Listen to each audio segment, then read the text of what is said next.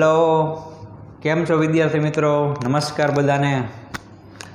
તો ચાલો, આજના લેક્ચરની તમે બહુ આતુરતાપૂર્વક રાહ જોઈ રહ્યા હતા એવું મને ખ્યાલ છે, કારણ કે આજના લેક્ચરમાં છે આપણે proper theory based question solve કરવાના છે. કોમ્પોઝિશન ઓફ અ ફંક્શન, બહુ મસ્ત મજાનો ટોપિક.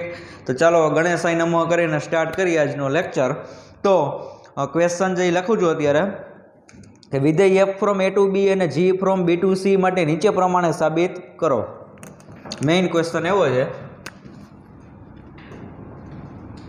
કે વિધેય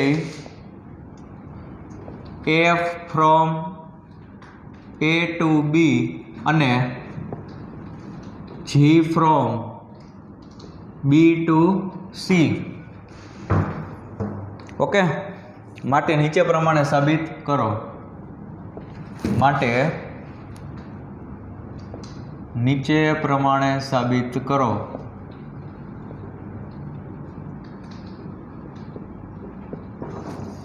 એમાં 4 રિઝલ્ટ છે ટોટલ. એમાંથી પહેલું રિઝલ્ટ બધા સાબિત જ કરવાના છે કે જો g o f from a to c એ c માં વ્યાપ્ત હોય, જો g composition f from a to c એ c માં વ્યાપ્ત હોય, તો g from b to c એ c માં વ્યાપ્ત હોય, તો g from b to c એ c માં વ્યાપ્ત હોય, આવું આપણે સાબિત કરવાનું છે. જો અને તો પ્રકારનું કહી શકાય. આ છે તમારો પક્ષ છે, હાઇપોથેસિસ, કે g o f from a to c એ c માં વ્યાપ્ત હોય, તો આપણે સાબિત આટલું કરવાનું છે કે વિધેય g એ વ્યાપ્ત છે. હવે તમને એવું થશે કે સર આ શું લખેલું છે કે c માં વ્યાપ્ત હોય? અરે યાર, સાવ સિમ્પલ છે. કોઈ પણ વિધેય હોય ને એના સહપ્રદેશમાં વ્યાપ્ત હોય, કારણ કે વ્યાપ્તનો આખો કોન્સેપ્ટ છે વિચ ઇઝ બેઝડ ઓન કોડોમેન. વ્યાપ્ત વિધેય કોઈ પણ હોય, વ્યાપ્તનો મતલબ શું થાય કે સહપ્રદેશના બધાય ઘટક જે કવર થવા જોઈએ ભાઈ. તો આ ગોફ છે એનો સહપ્રદેશ કોણ છે? c. એટલે હવે તમે જ્યારે એક્સ્ટ્રા કોઈ ક્વેશ્ચન સોલ્વ કરતા હોય હાયર સ્ટાન્ડર્ડ રેફરન્સ બુકમાં, અથવા તો આવા એક્સ્ટ્રા કોઈ તમે આવીને પ્રૂફ જોવો, તો એમાં ઘણી બધી વખત આવા વર્ડ યુઝ થશે કે કોઈ પણ વિધેય છે એના સહપ્રદેશમાં વ્યાપ્ત હોય. ખાલી એમ કહો તો પણ ચાલે કે g o f from a to c એ વ્યાપ્ત છે. તો વ્યાપ્ત હોય કેમાં હોય? તો કે એના સહપ્રદેશમાં જોઈએ. વ્યાપ્તનો મતલબ શું થાય કે સહપ્રદેશ આખો કવર થવો જોઈએ. તો અહીંયા ગોફનો સહપ્રદેશ કોણ છે? c. એટલે એ લોકોએ એવું કીધેલું છે કે g કમ્પોઝિશન f છે ને એ c માં વ્યાપ્ત છે. તમારે પ્રૂવ કરવાનું છે કે વિધેય g એ c માં વ્યાપ્ત હોય. પહેલા ચેક કરી લો તો કે ગોફ છે a થી c થાય ને, તો કે અંદરના વિધેયનો પ્રદેશ એટલે a, બહારના વિધેયનો સહપ્રદેશ એટલે c. યસ, ગોફ છે a થી c જ થાય. તો અહીંયા ગોફ છે એ વ્યાપ્ત છે એવું તમને કહી દીધેલું છે. તમારે સાબિત કરવાનું છે કે g છે એ વ્યાપ્ત છે. ચાલો, વ્યાપ્ત વિધેય માટે આપણે અત્યાર સુધી કઈ રીતના સાબિત કરતા હતા? હવે ગમે ત્યારે સાબિત કરવાના દાખલા આવે ત્યારે વ્યાપ્તને હું આપણી જે બેઝિક ડેફિનેશન છે વ્યાપક મેથડ વાળી, કે f of x બરાબર y થાય, એ મેથડથી જેને હું સાબિત કરીશ. તો અહીંયા મારે સાબિત કરવાનું છે કે g છે એ વ્યાપ્ત છે. તો હું શું સાબિત કરીશ કે આ સહપ્રદેશ કેપિટલ c માં જેટલા ઘટક હશે એ બધાને સંગત મને પ્રદેશ b માં કોઈક એવો ઘટક મળશે કે જેથી એ પ્રદેશનો જે ઘટક છે એને હું વિધેય g એપ્લાય કરું તો મને સહપ્રદેશનો એ ઘટક પાછો મળી જાય. ટોટલ અહીંયા 3 ગણ છે, a, b અને c. આ ત્રણે ત્રણમાં કોઈ ઘટક તમારે ધારવા પડશે. ઓકે, હું એમ તો ન લખું ને કે c ના જેટલા ઘટક છે બધાયને સંગત, એમ નહીં. આમાં કોઈક ધારી લેવું પડે. માની લો કે આપણે આવું પ્રૂવ કરતા હતા કે f છે વ્યાપ્ત છે, f from a to b હોય, તો આપણે શું કરતા હતા? તો કે b માં જેટલા પણ ઘટક y હોય તો આપણે આમ લખતા હતા ને કે every y belongs to b ને સંગત કોઈક x બિલોંગ્સ ટુ પ્રદેશ, એટલે કે a મળે કે જેથી એ પ્રદેશનો જે ઘટક હોય x એને આપણે વિધેય એપ્લાય કરીશું f, તો એનો આન્સર શું આવવો જોઈએ? y થાય. તો અહીંયા જો પ્રદેશ અને સ્વપ્રદેશ એમાં તમે કોઈ ઘટક ધાર્યા એક્સ અને વાય જેવા. રેડી? તો અહીંયા પણ હું છે એ કોઈ ઘટક ધાર લઈશ જેમ જેમ જરૂર પડશે એવી રીતે. અથવા તો એક આપણે કામ કરીએ કે એ છે ને એમાં આપણે એક્સ નામનો ઘટક રાખશું, બી છે ને એમાં વાય નામનો ઘટક રાખશું અને સી છે ને એમાં ઝેડ નામનો ઘટક રાખશું. કોઈ ગોખવાની જરૂર નથી, તમે ઘટક આડાવડા રાખી શકો, પણ વિધેયનો કોન્સેપ્ટ જો તમારા મગજમાં ક્લિયર હશે ને તો તમે કોઈ પણ ઘટક આડાવડો કરશો તો ચાલશે, પણ ઈ પ્રમાણે પછી લખાણ આવવું જોઈએ. ગોખતા નહીં કે સરે એમાં એક્સ ઘટક રાખ્યો હતો, બી માં વાય રાખ્યો હતો ને સી માં ઝેડ રાખ્યો હતો, હું પણ એમ જ રાખું ને પછી આખું જે બેઠે બેઠો ગોખી મારે. ગોખવાની કોઈ જરૂર નથી. તમે ગણ એમાં સ્મોલ એ નામનો ઘટક રાખી શકો, ગણ બી માં સ્મોલ બી નામનો ઘટક રાખી શકો, ગણ સી માં સ્મોલ સી નામનો ઘટક રાખી શકો, as you want, as your wish. તમે તમારી ઈચ્છા મુજબ ઘટક ધારી શકો, પણ લખતી વખતે પછી એ પ્રમાણે લખાણ ચેન્જ થશે. એ વખતે તમારે કેરફુલ રહેવું પડશે. રેડી? ચાલો સ્ટાર્ટ કરીએ. મારે પ્રૂવ કરવાનું છે કે મારે પ્રૂવ કરવું છે કે આ વિધેય છે વ્યાપ્ત છે. તો હું શું કરીશ કે એના સહપ્રદેશમાં છે ને કોઈ ઘટક ધારી લઈશ. તો અહીંયા ઘટક અહીંયા સહપ્રદેશ મારો શું છે? સી. તો ચાલો ધારો કે z belongs to c. Okay, ધારો કે z belongs to c. તો હવે જો આ ગોફ છે ને, ગોફ એ ઓલરેડી વ્યાપ્ત જ છે અને મેં કેપિટલ સી માં z નામનો ઘટક ધારેલો છે કે ગૌણ સી છે ને એમાં કોઈક z નામનો ઘટક હશે. તો હવે ગોફ છે ને એનો પણ સહપ્રદેશ સી છે. જો તો હવે ગોફ છે એ વ્યાપ્ત છે, એનો મતલબ કે આ સ્મોલ સી ની અંદર જેટલા પણ ઝેડ હશે, આ સી નામનો ગણ છે એમાં જેટલા પણ ઝેડ હશે એ બધાઈને સંગત તમને એ માંથી કોઈક ઘટક એવો મળશે કે જેને તમે ગોફ નામનો વિધેય એપ્લાય કરશો તો તમને ફાઇનલ આન્સર ઝેડ મળે. વાત સમજાણી? ચાલો તો કે હવે જો આવી રીતના સ્ટેપ બાય સ્ટેપ જ ચાલવાનું છે, ગોખવાની કોઈ વસ્તુ છે જ નહીં. મારે જી ને વ્યાપ્ત સાબિત કરવું હતું એટલા માટે જી નો જે સહપ્રદેશ હતો એમાં મેં કોઈ ઘટક ધારી લીધો. એટલે હવે તમને ખ્યાલ આવે કે every Z belongs to C ને સંગત મને કોઈક બી માં ઘટક મળવો જોઈએ. એ હમણાં આપણે લાસ્ટમાં ડિસ્કશન કરશું. હવે તમારે તમારા પક્ષને ઉપાડવાનો છે કે મને એવું કહેવામાં આવ્યું હતું કે ભાઈ આ ગોફ છે ને એ વ્યાપ્ત છે. ઓકે, તો ચાલો હવે લખું છું કે હવે G composition F from A to C એ C માં વ્યાપ્ત હોવાથી શું થશે? આ ગોફ નામનું વિધેય છે ઓલરેડી વ્યાપ્ત છે જેવું ક્વેશ્ચનમાં કીધેલું છે. તો જો આ વિધેય જે વ્યાપ્ત હોય તો શું થાય? વ્યાપ્ત હોવાથી શું થશે કયો જોઈ? તો કે એના સહપ્રદેશમાં જેટલા પણ ઘટકો એ બધાઈને સંગત. તો સહપ્રદેશ અહીંયા સી છે, સી માં મેં કેવો ઘટક રાખ્યો છે? ઝેડ. તો એનો મતલબ કે એવરી ઝેડ બિલોંગ્સ ટુ સહપ્રદેશ, એટલે કે સી ને સંગત કોઈક. હવે પ્રદેશોનો કોણ છે? એ. તો એમાં જે હું એક્સ નામનો ઘટક ધારું છું કે સી માં જેટલા પણ ઝેડ છે એને સંગત કોઈક એક્સ બિલોંગ્સ ટુ એ મળે કે જેથી શું થાય?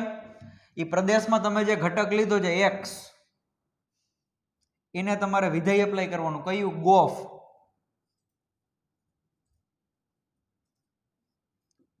તો એ એક્સ ને તમે ગોફ નામનું વિધેય એપ્લાય કરશો તો તમને આન્સરમાં શું મળશે? ઝેડ. તો every Z belongs to C ને સંગત કોઈક એક્સ બિલોંગ્સ ટુ એ મળે કે જેથી ગોફ ઓફ એક્સ બરોબર શું થાય? ઝેડ થાય. મળે કે જેથી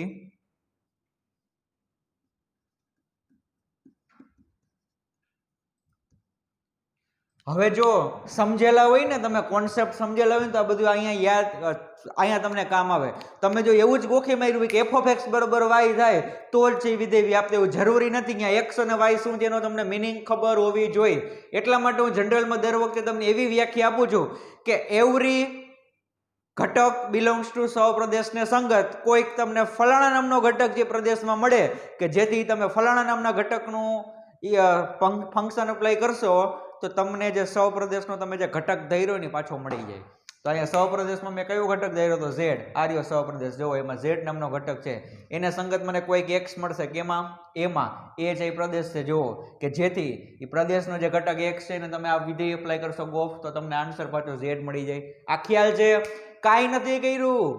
આ ગોપ છે એ વ્યાપ્ત વિધેય છે, એનો કોન્સેપ્ટ અહીંયા યુઝ કર્યો છે, એના ઉપરથી મેં વ્યાખ્યા બનાવી હકીકતમાં શું થાય છે. રેડી? ચાલો, તો હવે ગોફ ઓફ એક્સ બરોબર ઝેડ થાય. Yes, this is the point. તો તેથી આ ગોફ ઓફ એક્સ ને આમ લખી શકાય ને કે g of f of x. જો અહીંયા સંયોજન આવ્યું. હવે g of f of x બરોબર ઝેડ.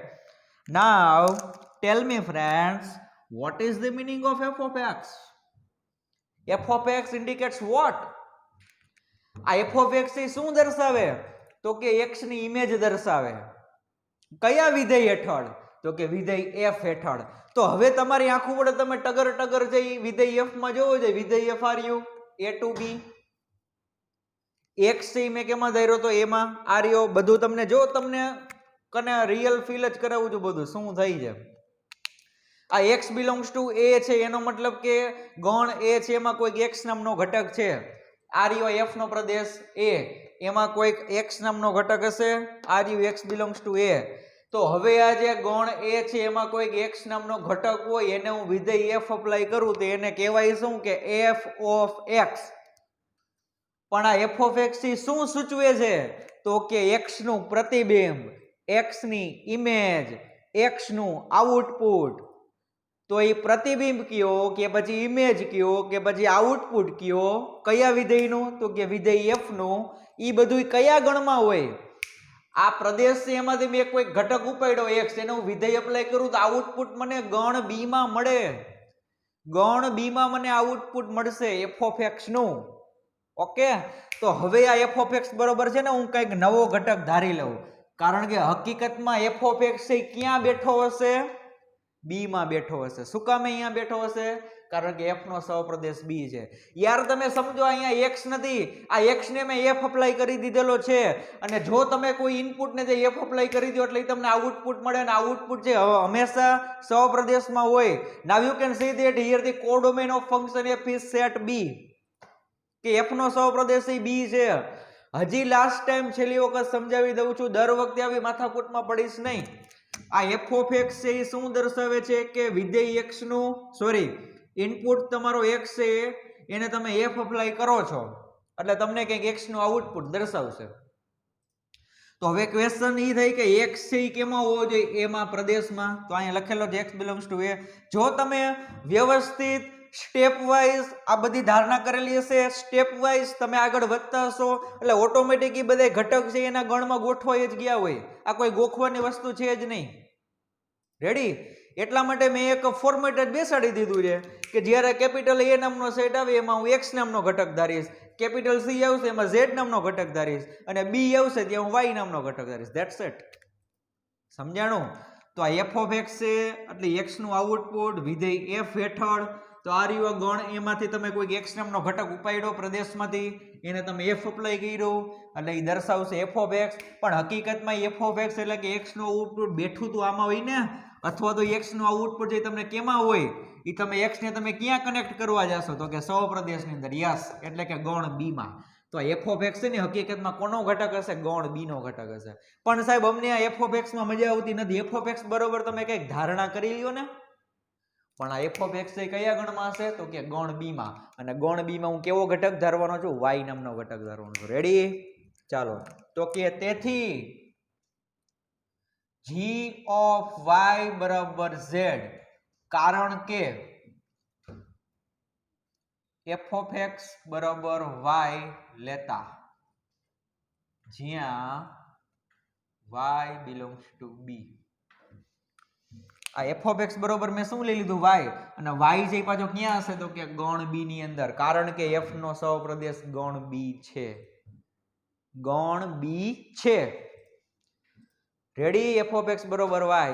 યાર વાર્તા પૂરી થઈ ગઈ, દાખલો પૂરો થઈ ગયો. આવી રીતના રમતા રમતા ખબર ન પડી. જોવો હવે, જોવો તમે, હવે તમને ખ્યાલ આવશે યસ આ તો કાંઈ નથી પણ મજા જ આ છે.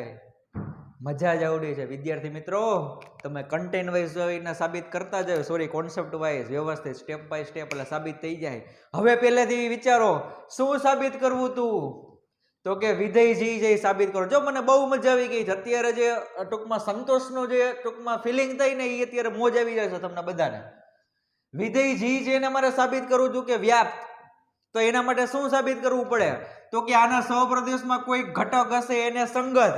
આ રહ્યું જોવો, સી માં કયો ઘટક હતો, ઝેડ, તો ઝેડ ને સંગત મને કોઈક પ્રદેશમાં એવો ઘટક મળવો જોઈએ. પ્રદેશ કોણ છે, બી. બી માં કયો ઘટક છે, વાય. તો જોજો અહીંયા લખતો જ જાઉં છું, જી ફ્રોમ બી ટુ સી. આ સી માં કયો બેઠો છે, ઝેડ. ડી માં કોણ બેઠું છે, વાય. તો હવે સમજો અહીંયા લખેલું જ છે. ચાલો, તો સહપ્રદેશમાં જેટલા ઘટક હોય બધાયને સંગત, એટલે કે ઝેડ ને સંગત. મને પ્રદેશમાં કોઈક એવું ઘટક મળવો જોઈએ, એટલે કે વાય એવો મળવો જોઈએ કે જેથી ઈ વાય ને હું જી નામનું વિધેય એપ્લાય કરું ને તો મને ઝેડ આન્સર મળવો જોઈએ. શું કરવાનું કીધું છે, તો કે પ્રદેશનો જે ઘટક વાય છે એને હું જી નામનું વિધેય એપ્લાય કરું ને તો મને ઝેડ પાછો મળી જવો જોઈએ, ઝેડ. આ લખાઈ ગયું યાર, જી ઓફ વાય બરોબર ઝેડ.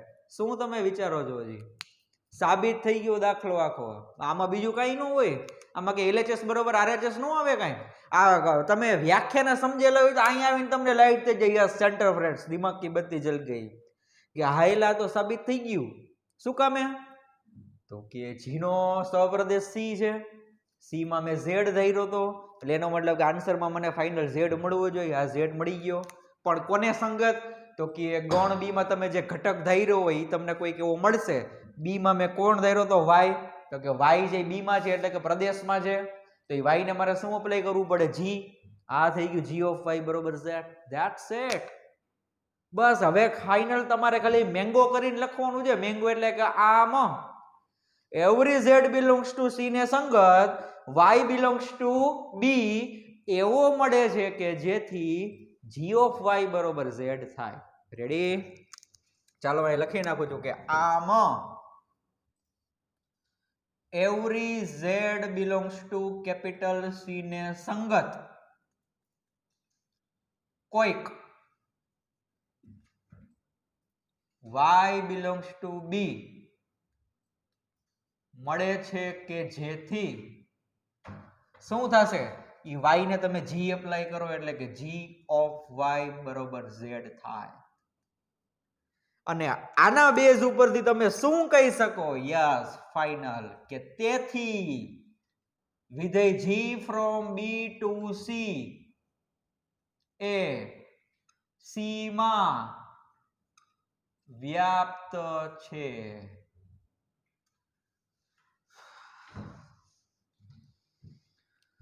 સમજાઈ ગયું? આ એક ક્વેશ્ચન પાછળ છે આપણે ઘણો બધો ટાઈમ બગાડ્યો, પણ કાંઈ વાંધો નહીં. આ જ શીખવાનું છે મેઇન સંયોજન. સંયોજનમાં કાંઈ નથી, ખાલી ગોફ ઓફ એક્સ બરોબર મેં આ જ લખ્યું, પણ યાર આ થિયરી આને સમજો તમે. વિધેય જેવી કોઈ જેવી વસ્તુ નથી. ઘણા એમ સમજે છે કે 11માં એક ચેપ્ટર આવી ગયું સંબંધ અને વિધેય, 12માં બીજું ચેપ્ટર આવી ગયું, 2 ચેપ્ટર આવી ગયા એટલે વાત થઈ ગઈ પૂરી. એવું નથી. વિધેય છે ને આખે આખું એક સબ્જેક્ટ જ છે. હું તો એમ કહું છું વિધેય જે ચેપ્ટર છે જ નહીં. કારણ કે તમે વિકલન ભણો, સંકલન ભણો, એ ઇનડાયરેક્ટલી કોની સાથે કનેક્ટ છે? એ વિધેય બન્યું ત્યારે તમે એનું વિકલન કર્યું ને, એ વિધેય બન્યું ત્યારે તમે એનું સંકલન કર્યું ને, પછી તમે કોનિક સેક્શન લઈ લ્યો. બહુ અગત્યનો ભાગ ભજવે છે આ સંબંધ અને વિધેય. સો ડોન્ટ ઇગ્નોર ઇટ. જરા પણ એને તમે હલકું સમજતા જ નહીં. ઘણા એમ કે આમાં ક્યાં પરીક્ષામાં પૂછે સાબિત કરવાના દાખલા, એટલે થોડુંક પેપર ટ્વિસ્ટ કરવું હોય, થોડુંક જે ડિફિકલ્ટ કાઢવું એટલે આવો એકાદો હામો મળી જાય તમને. અને આ એક વખત જો સમજી લીધેલું ને તમે, આ એક વખત ખાલી સમજવાની વસ્તુ છે. વિધેય, આ વ્યાપ્ત વિધેયની વ્યાખ્યા, સંયોજન છે શું છે, એક વખત સમજાઈ ગયો એટલે પછી કોઈ દિવસ તમારે આ ગોખવાની કોઈ વસ્તુ છે જ નહીં. ફોર્મેટ તમારે એક બેસાડવાનું છે કે મારે એ, આ બી અને સી એમાં મારે કયા કયા ઘટક ધારવા. તો એના માટે મેં સિમ્પલ કહી દીધું છે કે હવે આવા સાબિતીના દાખલા જે 3-4 છે એમાં એમાં હું એક્સ ધારીશ, બી માં વાય ધારીશ ને ઝેડ માં સી ધારીશ. Okay done. તો વ્યવસ્થિત છે અને નોટ ડાઉન કરી લ્યો. પછી આમાંથી એક ઓબ્ઝર્વેશન જે કરવાનું છે ને એ તમને આપું છું, કારણ કે એના ઉપરથી જે એમસીક્યુ ઘણી વખત પૂછાય જ છે ભાઈ. એમસીક્યુ ઘણી બધી વખત પૂછાય છે. તો એ જો તમે સાબિત કરેલું હોય ને તો તમને સમજવાની મજા આવશે, નહીતર શું થશે કે સરે ગોખાવી નાખ્યું. આ એક શોર્ટકટ છે, ગોખાવી નાખી. રેડી? તો એ હું બોલું છું, લખવાનું છે તમારે, બોર્ડ ઉપર હું લખતો નથી. પેલાનો સ્ક્રીનશોટ લઈ લો. ચાલો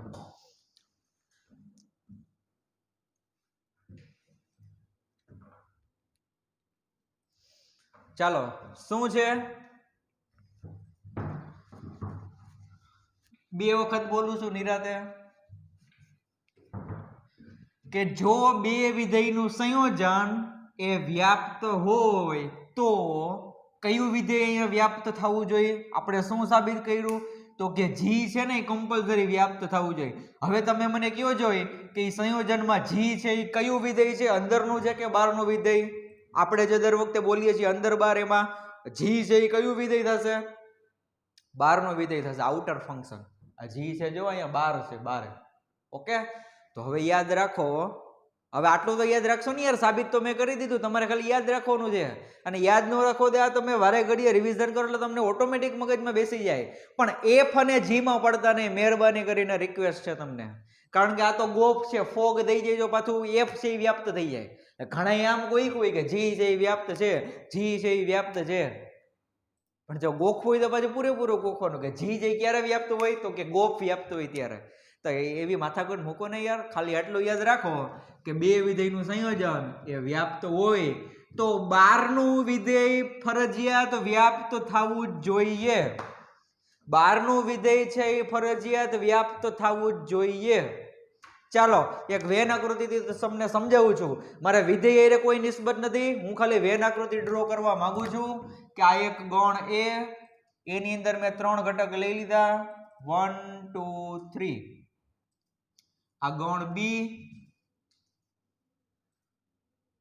એની અંદર મેં 5 ઘટક લઈ લીધા, એ બી સી ડી અને ઈ.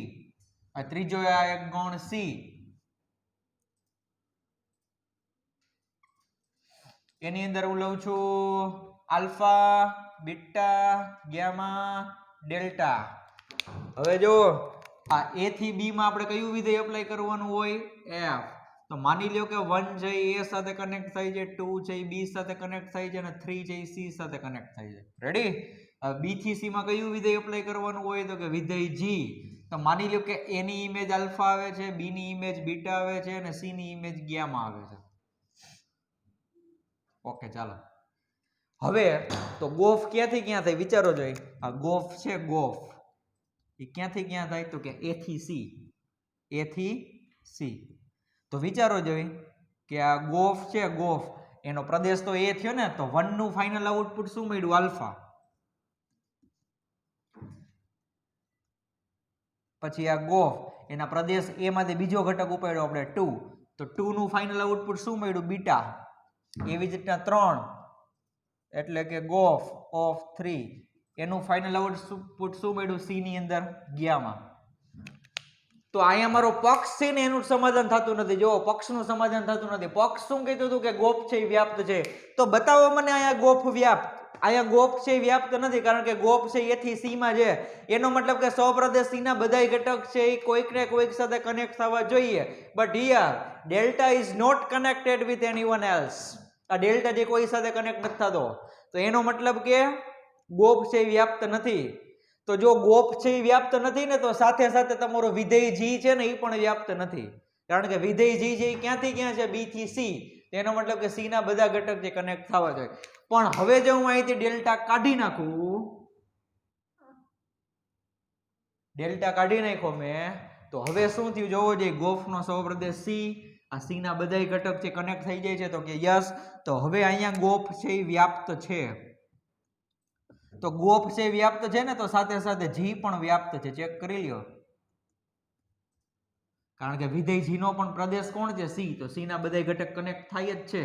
આલ્ફા, બીટા, ગામા ને સંગત મને બી માં કોઈક ને કોઈક મળે જ છે. ચેક કરી લ્યો. તો વાત સમજાણી?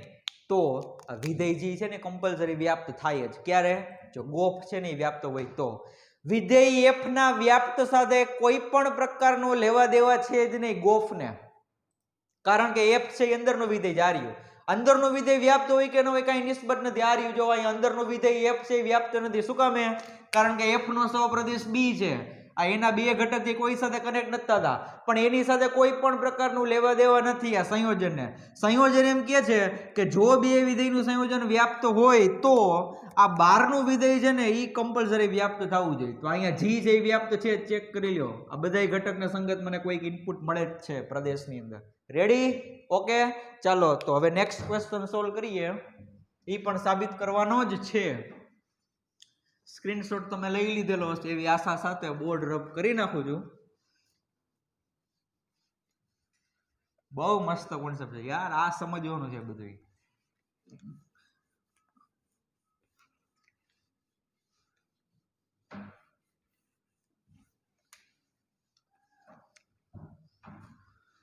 તો આ નોંધ તમે લખી નાખજો નીચે કે જો બે વિધેયનું સંયોજન વ્યાપ્ત હોય તો બહારનું વિધેય છે વ્યાપ્ત થવું ફરજિયાત છે, otherwise it is not true.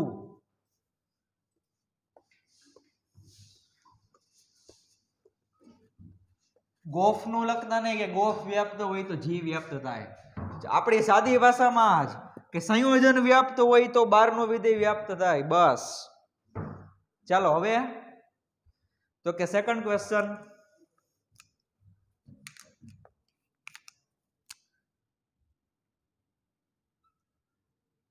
સેકન્ડમાં શું કીધું છે?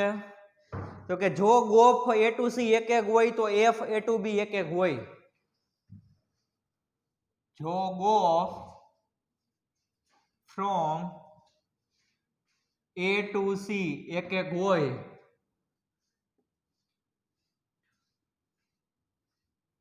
તો f from a to b એક એક હોય.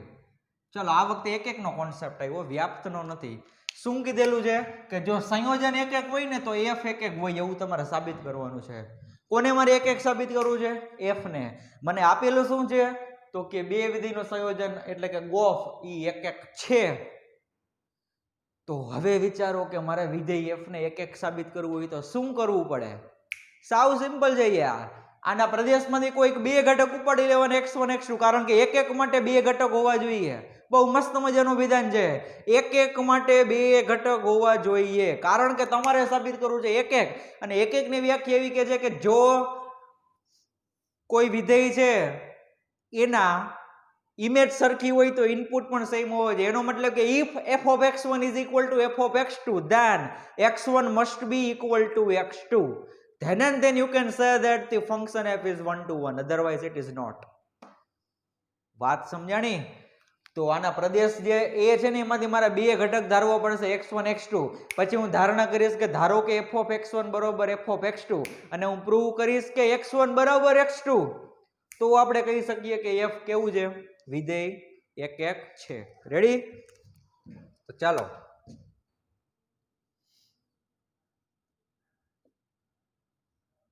ધારો કે x1, x2 belongs to ગણ a. ઓકે, ધારો કે x1, x2 belongs to a. તો હવે જો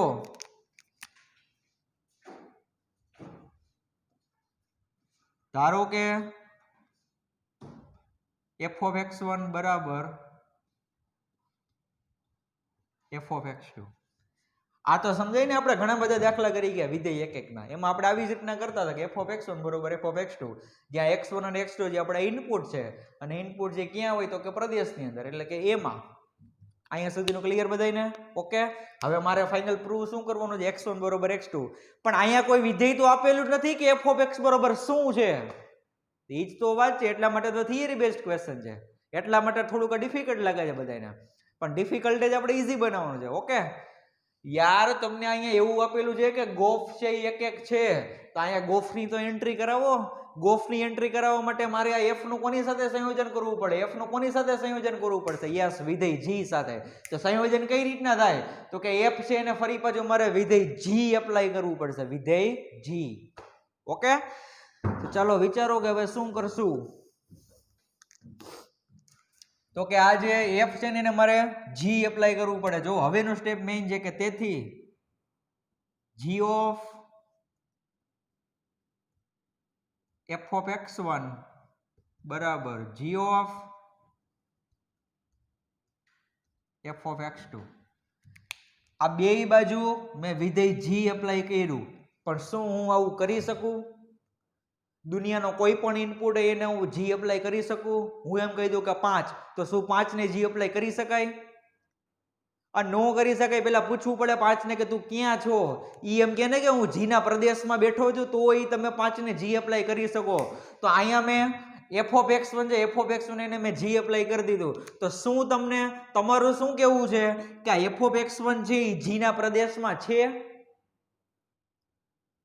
ચાલો આ તો સાહેબ થોડુંક વિચારવા જેવું છે હો. ચાલો જોઈ લઈ. ચાલો ફરી પાછું f of x1 એનો મતલબ કે x1 ની ઇમેજ વિધેય f તળે અથવા તો વિધેય f ની અંડરમાં x1 ની ઇમેજ. ઓકે ચાલો, તો f તો આવ્યું a to b આપેલું છે ને. આ x1 જે મેં કેમાંથી લીધા હતા? a માંથી. એટલે x1 જે ગૌણ a ની અંદર હશે. તો હવે આ તમારો પ્રદેશ છે એમાંથી તમે x1 કોઈ ઘટક ઉપાડ્યો, એને મેં f અપ્લાય કર્યું, તેનું આઉટપુટ કેમાં હોય? યાર હમણાં કીધું હતું કે f of x છે ગૌણ b માં જ હોય. તો અહીંયા x ની જગ્યાએ x1 છે, પણ વાત તો એ જ થઈ ને કે એક ઇનપુટ x1 છે એને તમે f અપ્લાય કરો છો. તો આ f of x1 જે ક્યાં હશે? ગૌણ b માં હોય. ઓબ્વિયસ છે, કારણ કે કોઈ પણ ઇનપુટ છે એટલે ગૌણ a હોય. ગૌણ a માં જે તમે કોઈ ઇનપુટ ઉપાડ્યું એને તમે f અપ્લાય કરશો એટલે આઉટપુટ તમારું ક્યાં હશે? ગૌણ b માં. તો હવે જોવો જોઈએ વિધેય g છે ને એનો પ્રદેશ પણ b જ છે. ફરી પાછું f નું આઉટપુટ b માં હશે અને b છે એ તમારો g નો પ્રદેશ છે. એનો મતલબ કે f of x1 જે ગૌણ b માં હશે, આ f of x1 છે ને ગૌણ b માં હશે. આ f of x1 જે ક્યાં હશે? અહીંયા b ની અંદર જ હશે.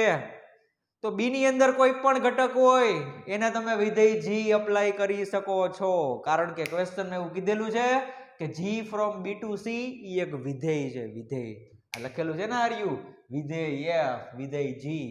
સમજાણું? ફરી પાછું એક વખત આ f of x1 એટલે x1 ની ઇમેજ ઈ ક્યાં હોય? ગૌણ b માં. તો ડાયરેક્ટ જો આ b છે એ શું છે? g નો પ્રદેશ છે. એટલે એનો મતલબ કે f of x1 નો તમને જે આન્સર મળશે, x1 ની જે ઇમેજ હશે અહીંયા ગૌણ b ની અંદર જ હશે. તો ગૌણ b ની અંદર જો હોય તો એને તમે વિધેય g એપ્લાય કરી શકો છો. અને એવી જ રીતના f of x2 માટે પણ થશે. એટલા માટે અહીં બે બાજુ વિધેય g એપ્લાય કરેલું છે.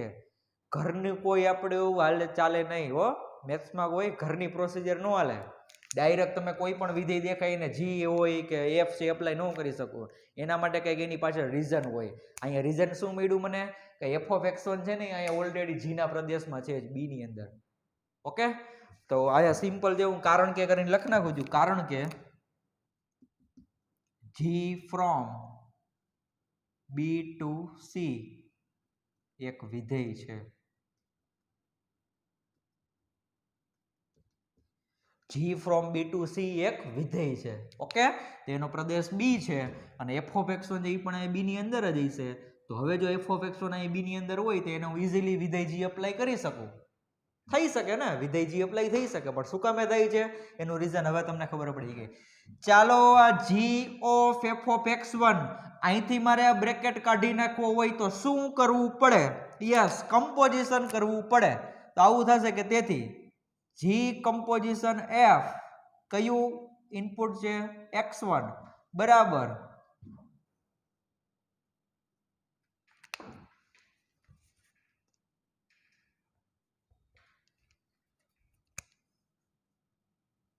g કમ્પોઝિશન f કયું ઇનપુટ છે? x2. થોડાક આપણે નજીક પહોંચી ગયા. મારે સાબિત કરવાનું હતું x1 બરાબર x2, પણ હવે પ્રોબ્લેમ અહીંયા આવે છે કે આ x1 x2 તો આવી ગયા, વચ્ચે બરાબર છે. પ્રોબ્લેમ એ છે કે સાહેબ બે બાજુ ગોફ છે. તો કે સાહેબ અમને તો મેથ્સમાં છે ને હરખું દેખે ને અમે તો કાઢી જ નાખી બે બાજુથી. આ બાજુથી ગોફ નીકળી ગયા, આ બાજુથી ગોફ નીકળી ગયા. પ્રૂવ થઈ ગયું x1 બરાબર x2. વાત સાચી છે, કેન્સલ કરી શકાય. સાહેબ હવે એમ કેન્સલ ન થાય, પણ એના માટે એક વિચાર છે, એક આઈડિયા છે. એ આઈડિયા તમારા મગજમાં હોય તો તમે કટ કરી શકો. આમ કેન્સલ તો કરવું ને, લીટા નથી પાડવાના, પણ આપણે બોલવાનું છે એવી રીતના. આપણા મગજમાં એ પ્રોસિજર આવી છે, ગોફ ગોફ ઉડી ગયા એટલા માટે x1 બરોબર x2, પણ હકીકતમાં ઉડે નહીં. હવે જો આના ઉપર ફોકસ કરો. તમને શું કીધું હતું ક્વેશ્ચનમાં? કે ગોફ છે એક એક છે. તો યાર સિમ્પલ છે, એક એક વિધિની વ્યાખ્યા શું છે? હું એમ કહું કે એફ છે એ એક એક છે, ચાલો એફ છે એ એક એક છે, તો તમે શું કરશો તો કે સાહેબ એફ છે એક એક હોય ને તો આવું થાય કે એફ ઓફ x1 બરોબર એફ ઓફ x2,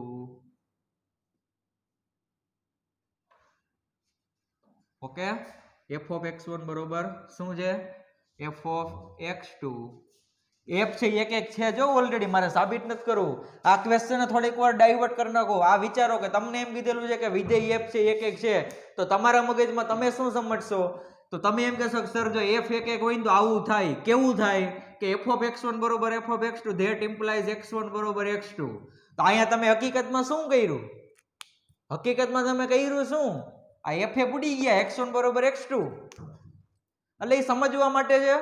હવે પછી આગળ ગમે ત્યારે એવું આવશે ત્યારે હું એમ જ કહીશ કે ચાલો ગોફ ઉડી ગયા x1 બરોબર x2, પણ હકીકતમાં ઉડતા નથી. ગામમાં તમને કોઈ પૂછે અથવા તો બીજું કોઈ તમને પૂછે તો તમારે એને સમજાવવું પડે કે એફ છે અથવા તો ગોફ છે એ ઉડતા નથી. હવે સમજો વાત, એક એક નો મતલબ શું થાય, વિધેય એક એક છે એનો મતલબ શું થાય કે અહીંયા તમને એમ કહી દીધેલું છે કે આ x1 અને x2 ની ઇમેજ સરખી છે, ઇમેજ સરખી છે, તો ઇનપુટ એ કેવા હોય સેમ.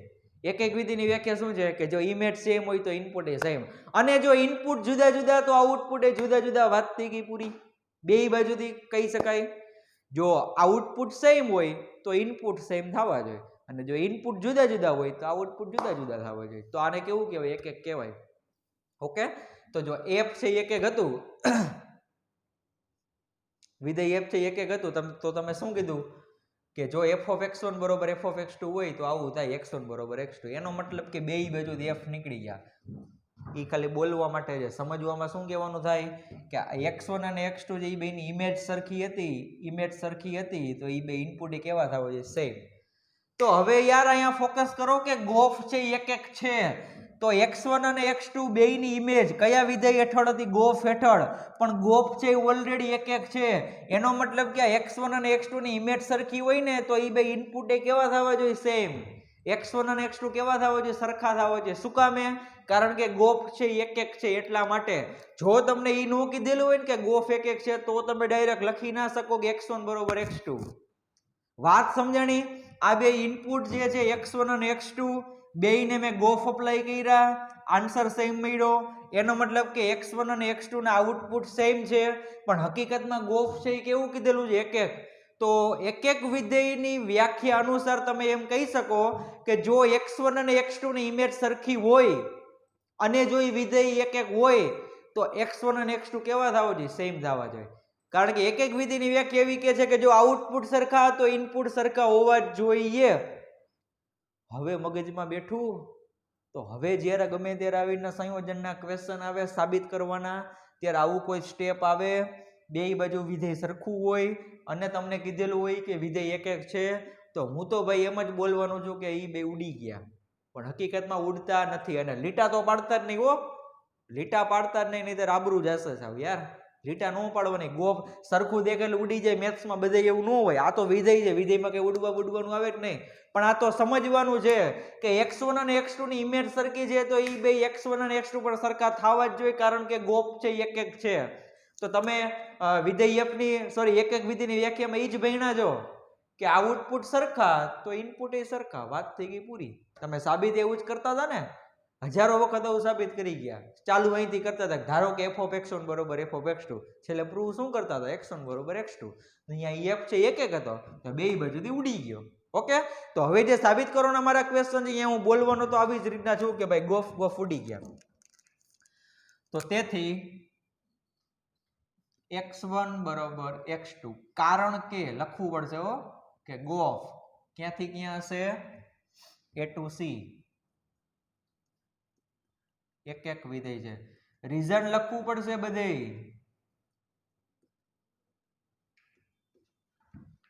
તો આમ શું સાબિત કર્યું તમે, f of x1 બરોબર f of x2 that implies x1 બરોબર x2. આવું કોના માટે થશે, for every x1 x2 belongs to a. પ્રદેશ છે ને તમારો આર્યો પ્રદેશ a, f no Pradesh. Ready? તો તેથી F from A to B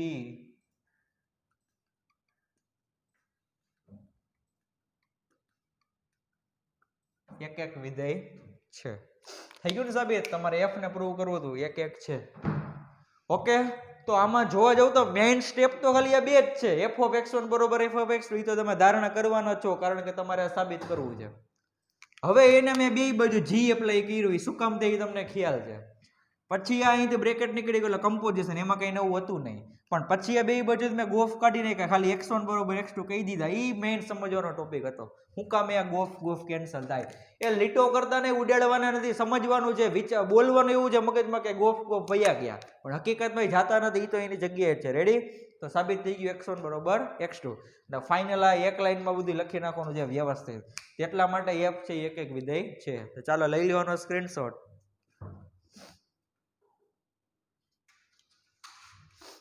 તો ચાલો ફટાફટ આપણે વેન આકૃતિથી સમજવું હોય તો કઈ રીતના સમજીએ. જોવો કે આ એક ગણ A, ગણ B, ગણ C,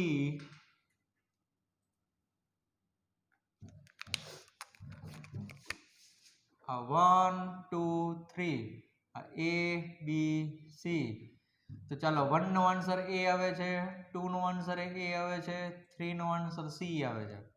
હવે આ કોઈક આલ્ફા બીટા અને ગામા ને બધા બેઠા છે. ઓકે, હવે A નો આન્સર આલ્ફા આવે છે, B નો આન્સર બીટા આવે છે અને C નો આન્સર ગામા આવે છે. રેડી? તો હવે ગોફ છે ક્યાંથી ક્યાં થશે? A થી C. તો અહીંયા જોવો જોઈએ ગોફ છે એક એક છે નહીં થાય. શું કામે? કારણ કે ગોફ નો પ્રદેશ કોણ છે? A. તો આ A ની અંદર મને બે ઘટક એવા મળ્યા કે બેયની ઇમેજ સેમ છે. ઘટક બે જુદા જુદા છે, ઇનપુટ જુદા જુદા છે, પણ આઉટપુટ સરખા છે. એટલા માટે ગોફ છે એક એક વિધેય નથી. પણ ક્વેશ્ચનમાં તો તમને એમ કીધું હતું ને કે ગોફ છે એક એક છે. તો હવે આને મારે એક એક બનાવવું હોય તો અહીંથી આ કનેક્શન કાઢી નાખું છું. રેડી?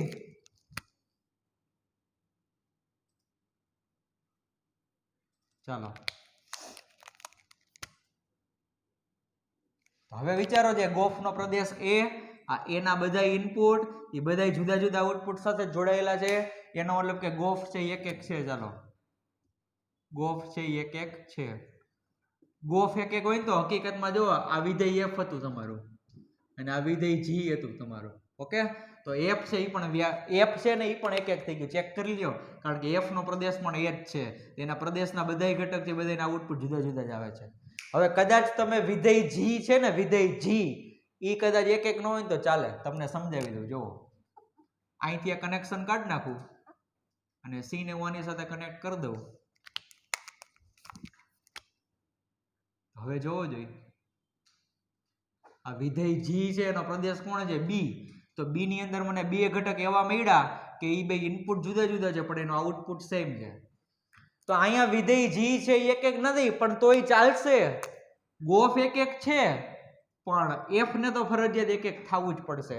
જો f છે એક એક નહીં થાય ને તો ગોફ એક એક નહીં થાય. એ મેં તમને પહેલા જ કેસમાં સમજાવી દીધું. એટલે તમને સમજાવવા માંગુ છું કે કદાચ બે વિધેયનું સંયોજન જે એક એક હોય ને તો અંદરનું વિધેય કમ્પલસરી એક એક થવું જોઈએ. બહારનું વિધેય ન હોય તો ચાલે. આ રહ્યું બહારનું વિધેય એટલે g, એ એક એક નથી તોય ગોફ તો એક એક છે જ.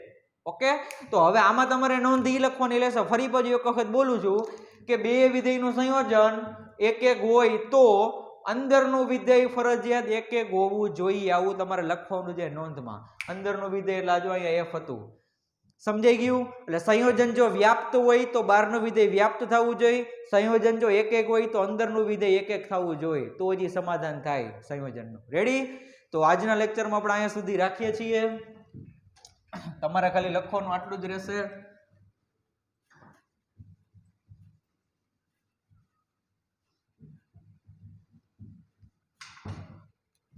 ચાલો, તો આજના લેક્ચરમાં આપણે અહીંયા સુધી રાખીએ છીએ. નેક્સ્ટ લેક્ચરમાં ફરી પાછા મળશું. ત્યારે હજી આના આવા બે રિઝલ્ટ છે આપણે સાબિત કરવાના છે. મેઇન ક્વેશ્ચન આવડવા છે એની અંદર ત્રીજો અને ચોથો. રેડી? તો મળીએ નેક્સ્ટ લેક્ચરમાં. Thank you.